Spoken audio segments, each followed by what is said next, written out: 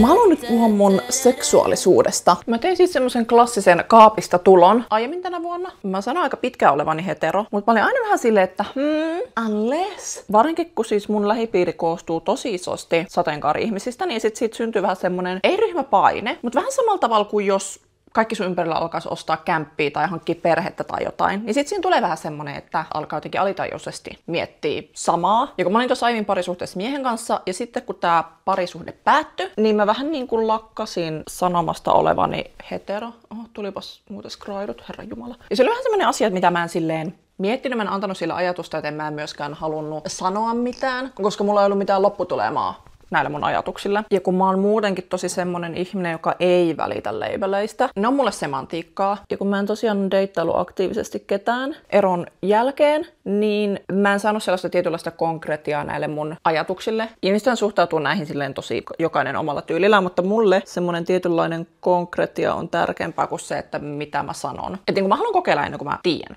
Mutta joo, sit kun ei sano julkisesti olevansa jotain, niin mulle tulee vähän semmoinen olo, että saanko mä olla joissain tietyissä tiloissa tai saanko mä puhua tietyistä asioista, jos mä en nyt julkisesti sano vaikka kuuluvani seksuaalivähemmistöön. Kun mä esim. Tein Kiksin kanssa Pride-yhteistyön tossa pari vuotta sitten, niin mä mietin, että vienkö mä jotenkin tilan ja työmahdollisuuden nyt joltain, joka tosi avoimesti rummuttaa omaa tyyliin seksuaalisuuttaan tai sukupuoli-identiteettiään. Ja siinä tulee vähän semmoinen huijarisyndrooma melkein. Varsinkin jos se oma seksuaalisuus tapahtuu vaan ajatuksissa, ei silleen, sä et vaikka deittaile ketään. Niin tulee semmoinen olo, että yritänkö mä nyt vaan kuulua joukkoon.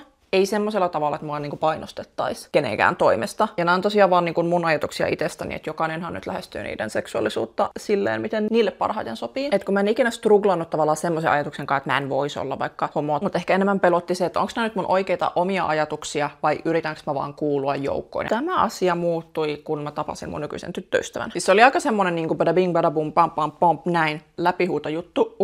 Mä sokasin itteeni täällä.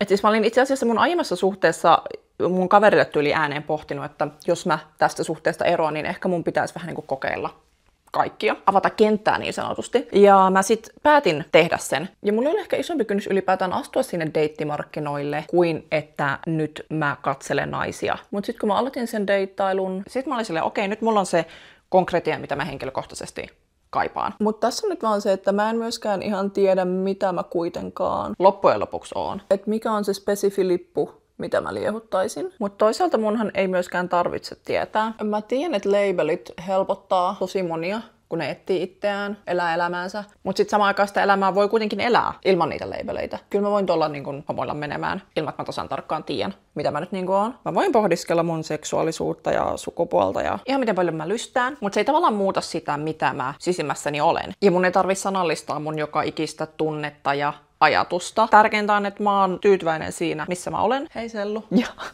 Ja mulla on myös vapaus kokea ehkä eri tavalla tulevaisuudessa. Ja tällainen look syntyi, itse kun katsoit tämän, ja ihanaa Pridea.